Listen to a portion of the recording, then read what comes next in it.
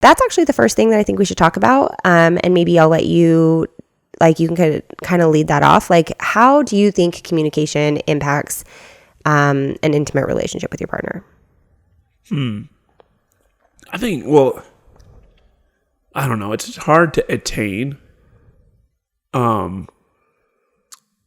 Synergy maybe is the word that I'm looking for. If you don't know where each other is at. Sure. And or why, right? Yeah. And so there have been times where you're like, I'm super tired because of this and that and that. Well, you know what? I can appreciate that. Maybe give you a little space, but also I can start alleviating some of those issues maybe. Correct. That would allow you to feel better and be happier, and then potentially allow me to get what I'm looking for in the process too. You know what I'm saying? Like, so sure. I think communication is always that keys, right? So a lot of times, and you hear this every now and again, where it's like, I just don't feel it, and you're like, okay, well, why? And sometimes you probably don't know, right? Like, I'll give you that, but you got to communicate that. But like, I've heard of situations where people, their spouse just is like, I don't know what's going on, and I just feel like my spouse hates me.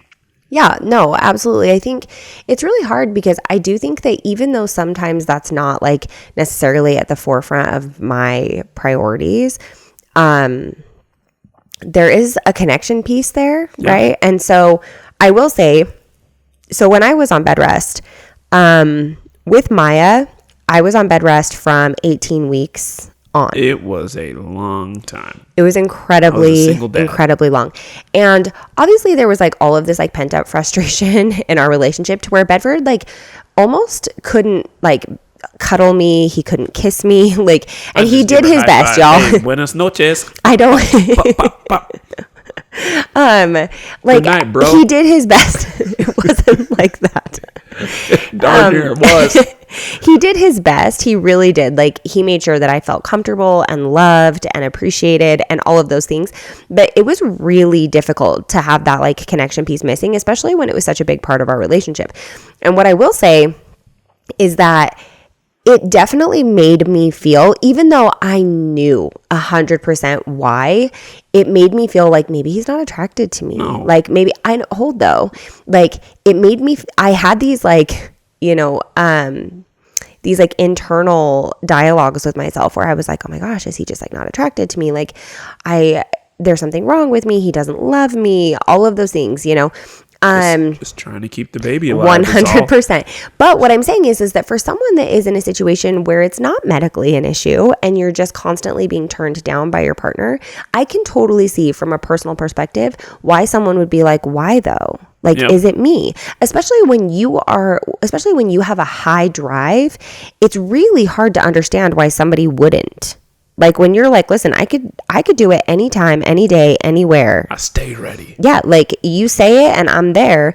Especially when that's the case, it is so hard to understand why another person is like, no, I don't want to, not right now. Like, but it's also the opposite. When you don't ever want to, it's hard to understand why somebody is just like, yeah, sure, anytime. Yeah, I'm ready. Let's do it. Like that is such a hard like gap, you know, to close and understand. And so I could totally appreciate without communication why a partner who has a high drive would maybe feel like their partner with a lower drive doesn't necessarily find them attractive or, you know, doesn't love them or isn't. Would you say that your love language is physical touch? Yeah. Yeah. Yeah. I think so. No, I think so too. I'm not real versed in them love languages. But I think Bedford's is. Physical touch. No. Words of affirmation. Quality time. Acts of service.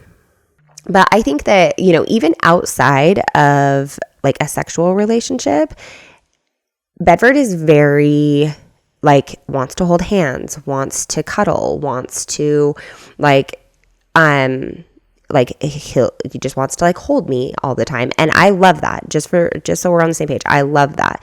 Unless, but that is she's had 5 kids. All trying to be and then I'm like, please give me a second. She's like, get away. I'm like, what?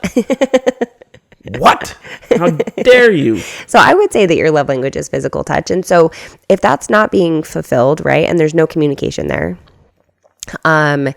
I can see why that would cause people to feel like they're not enough, or maybe Absolutely. the problem is them. So what kind of communication then would you maybe recommend to people that, because I would say that there's probably times that I've maybe made you feel that way. Like, have I ever for made, sure. Sure. And so, but I think you understand my intentions, and I hope I've Most of the time. communicated. There's been times where you haven't, and there's been times where you've been like, hey, we need to have a sit down. Right. So We got to talk about this. maybe for someone in What your deodorant situation, do I need to wear? And then you're like, oh, it's not that. that's true. I think that there have been times where you have said, like, you know, what, and maybe the segues, actually, I know I want to stay here, but it's like, hey, what do you need from me? Like, am I doing something that is making it so that you're not interested? Like, and it's been an open conversation about like, you know, no, not necessarily. I'm just tired. This is happening. I don't know what it is inside of me that makes it so that, like, because here's the thing, if I am tired, nothing else matters. Literally 0%. Like, tired outweighs everything. And that's something that I kind of have to work on, right? Yeah, we have to. Honestly, we need to sleep train, Chelsea. That might not be our next accountability. No, I feel like I've been doing okay unless the kids wake up. This is true. You've done a lot better. Okay, so no accountability hour for you.